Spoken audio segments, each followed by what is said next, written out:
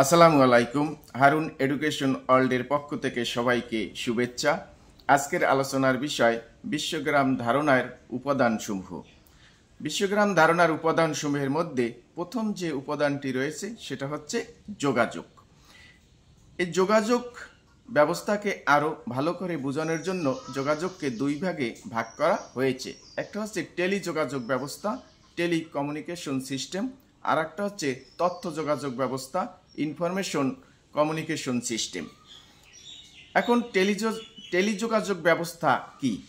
টেলিযোগাযোগ ব্যবস্থা হচ্ছে, টেলিযোগাযোগ হলো সাধারণভাবে যে কোনো দূরত্বে যন্ত্র বা ডিভাইস নির্ভর পরস্পর যোগাযোগ ব্যবস্থা।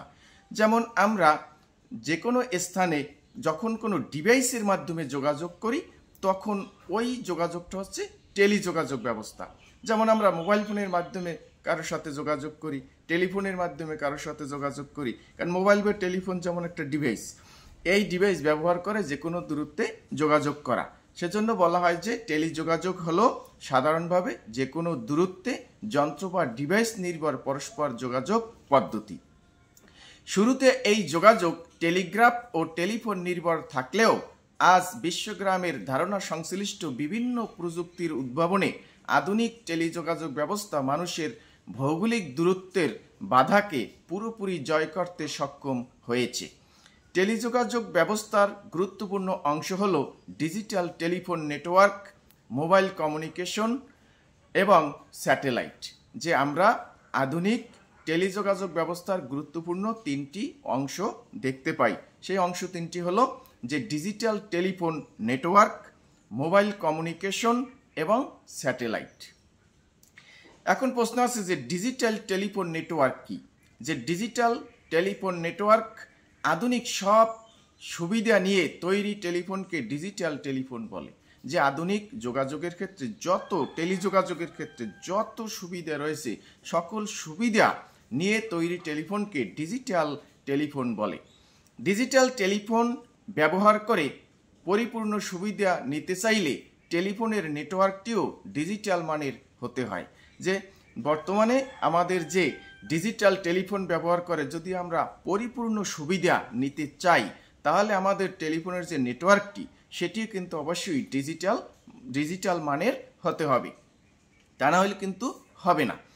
বর্তমানে সকল ল্যান্ডফোনের নেটওয়ার্কই ডিজিটাল সিস্টেমের এবং সেই সাথে এ সেবা গ্রহণের জন্য ব্যবহৃত ফোনগুলো ডিজিটাল হয়ে গেছে।